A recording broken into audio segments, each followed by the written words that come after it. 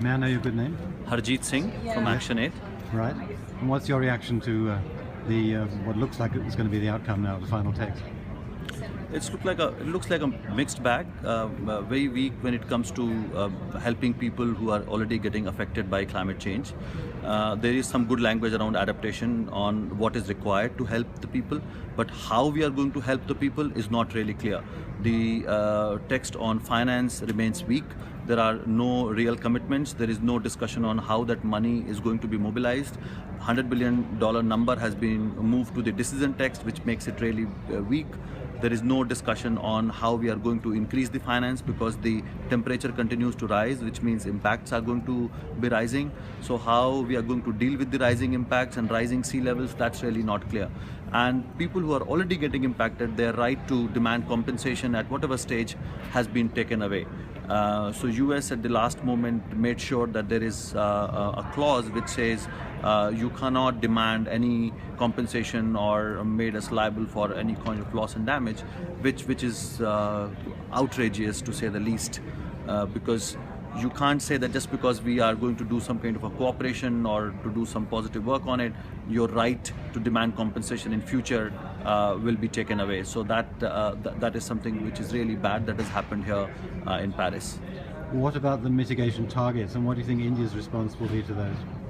So when you look at the mitigation target, of course we are talking about a temperature goal of well below 2 degrees, and there's a reference to 1.5.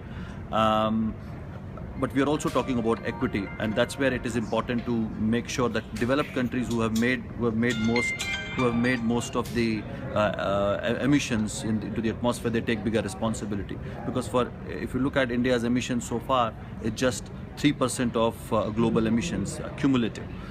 So of course, when you have 300 million people living in poverty without electricity, you need to have emissions really going up, and that's where the ambitious plan India has put forward of 175 gigawatt needs to be supported. But the language on finance is not really strong.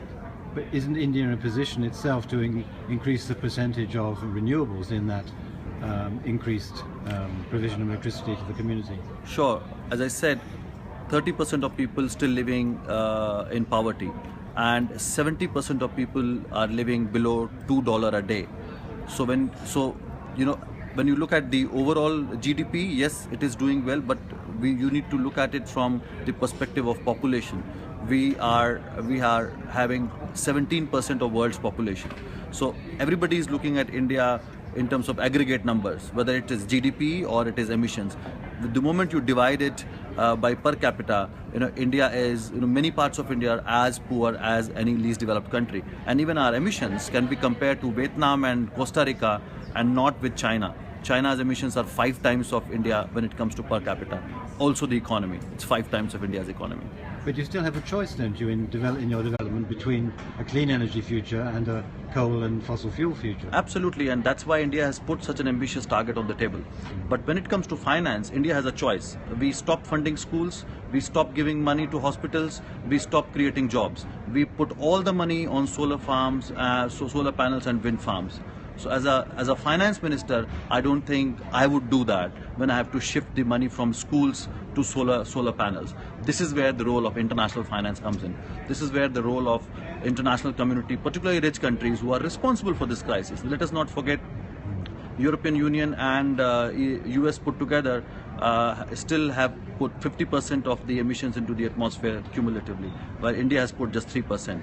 So we can't condemn India or blame India just because it has 1.25 billion people. So when we talk about human rights, it's about making sure that all human beings have a dignified life. In terms of your own organization, what are you going to be doing now? So for us, we need to continue to put pressure on the developed world to make sure that commitment they have made of $100 billion is actually delivered. And we also need to make sure that developing countries also rise to the challenge. One, to use the money properly and help people who are vulnerable. At the same time, put pressure on the developed world so that they provide the finance that they have committed to. So we need to work with both developing and developed world to make sure that eventually the poor people who are getting impacted are supported. So our mission is to work with poor people who are already suffering the impacts of climate change. Thank you very much indeed.